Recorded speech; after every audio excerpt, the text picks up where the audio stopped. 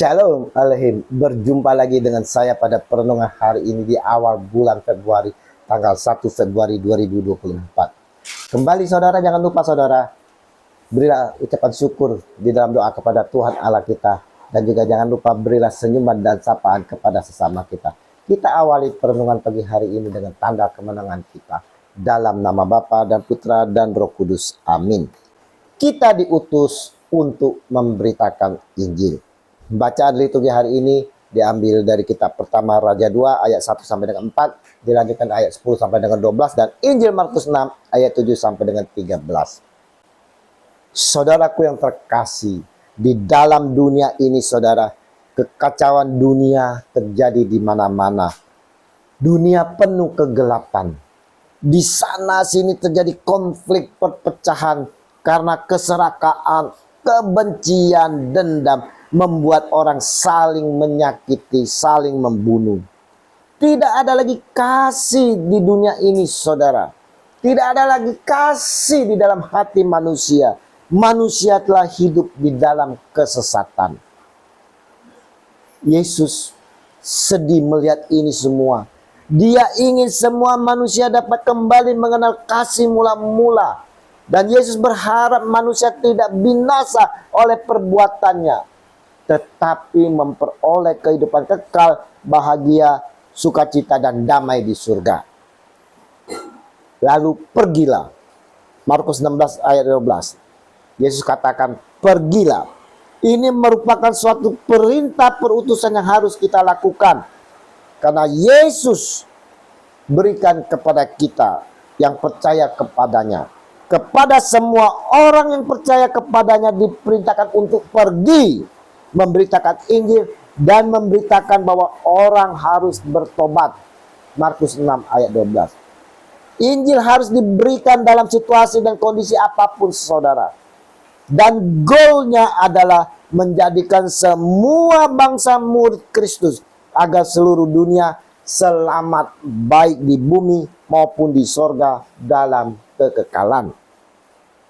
Kita semua oleh Yesus mengutus kita seperti domba di tengah-tengah serigala. Matius 10 ayat 16. Yang penuh kejahatan saudara. Tetapi Yesus menyarankan kita hendaklah cerdik seperti ular dan tulus seperti merpati. Yesus pun tahu begitu banyak godaan-godaan yang memperangkap kita di dalam menjalani tugas-tugas ini saudara. Yesus mengerti akan kedagingan kita yang lemah ini. Untuk itulah saudaraku yang terkasih, tetaplah selalu dalam pimpinan dan bimbingan Roh Kudus. Dalam hal ini Yesus berpesan supaya jangan membawa apa-apa dalam perjalanan mereka, kecuali tongkat, roti pun jangan, bekal pun jangan, uang dalam ikat pinggang pun jangan. Boleh memakai alas kaki, tetapi jangan memakai dua baju. Markus 6 ayat 8 sampai 9. Kalau kita baca ini saudara, kita mungkin agak kecut dan kita tidak berani untuk menjalani perutusan. Kenapa? Yesus bilang roti pun jangan. Jadi kita tidak boleh membawa bekal makanan saudara. Uang pun jangan saudara. Baju pun jangan memakai dua baju. Jadi kita hanya memakai satu baju. Ini dimaksudkan supaya kita tetap fokus dalam misi yang kita ditugaskan saudara. Untuk hal segala kebutuhan diri kita maupun keluarga yang kita tinggalkan, Yesus Tuhan sendiri yang akan mencukupinya. Yesus menghendaki kita sebagai murid-muridnya ini saudara tidak egois. Maksudnya keselamatan tidak boleh hanya dimiliki oleh diri kita. Juga jangan hanya menjadi bagian orang percaya saja saudara. Tapi saudara, seluruh dunia harus menjadi murid.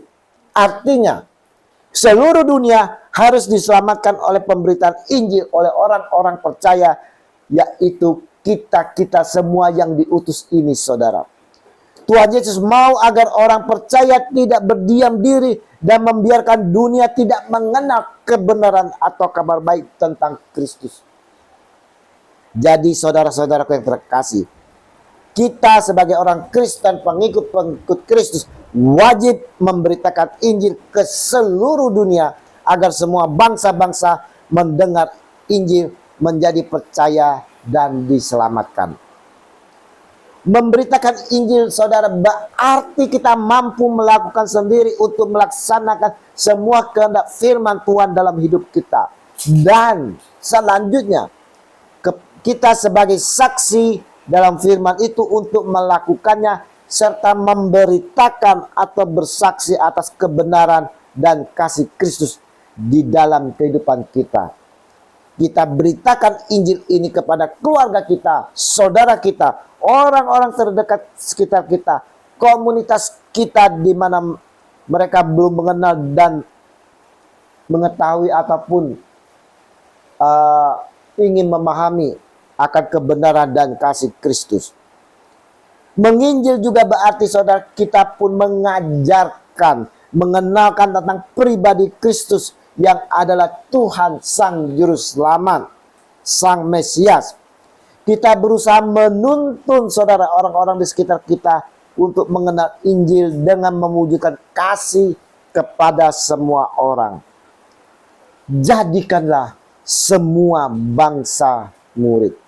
Bermakna bahwa kita harus mengajarkan semua bangsa, saudara, tentang kasih dan kehendak Kristus dalam kehidupan sehari-hari, di kantor, tempat kerja, dalam pergaulan, di sekolah, dan di mana saja, saudara, dalam situasi dan kondisi apapun. Maukah kita ambil bagian dalam misi Tuhan Yesus ini, saudara? Maukah kita menjadi utusan Tuhan untuk memberitakan Injil? Pertanyaannya, bagaimana cara kita untuk memberitakan firman Allah itu? Yang pertama, saudara, yang harus kita ingatkan, kita harus selalu fokus kepada visinya Tuhan kita Yesus Kristus. Dengan fokus, maka apapun yang terjadi dalam pelayanan kita tidak akan membuat kita goyah dan kecewa. Karena kita tetap mengejar apa yang menjadi visinya Tuhan.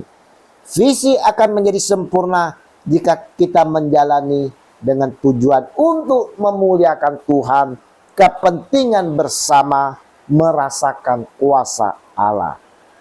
Yang kedua, saudaraku yang terkasih, kita harus fokus, selalu fokus pada motivasi yang baik.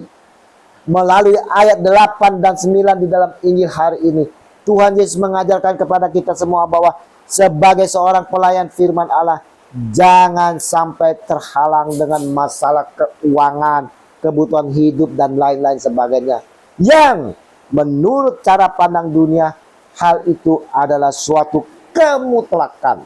Tetapi tetaplah terfokus pada motivasinya, yaitu untuk mencapai suatu sasaran yang akan dicapainya, sehingga walaupun uang tidak ada, makanan tidak ada, atau mungkin gereja yang digembalakannya biasa-biasa saja, pemberita firman itu tetap bersukacita dan tetap berkata, kerja buat Tuhan Yesus selalu manise. Dan yang ketiga, saudara, kita harus tetap dalam kesetiaan dan ketaatan. Sebagai murid Yesus yang mendapat utusan sebagai pemberita Injil, kita harus tetap setia dan taat. Sebuah kesetiaan dalam setiap pekerjaan, baik itu besar maupun kecil, saudaraku. Karena dengan kesetiaan merupakan langkah awal dalam mencapai suatu target yang akan dicapai. Dan kesetiaan juga membuat kita tetap bertahan dan menghadapi goncangan yang mungkin menyakiti diri kita, saudara. Perenungan hari ini mau mengingatkan kepada kita semua sebagai orang-orang percaya, pengikut-pengikut Kristus. Kita semua diutus untuk pergi,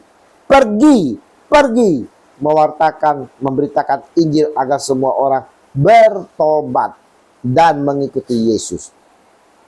Dalam mengikuti dan menjalani putusan ini, saudara, kita harus selalu fokus pada misi dan misi yang diberikan.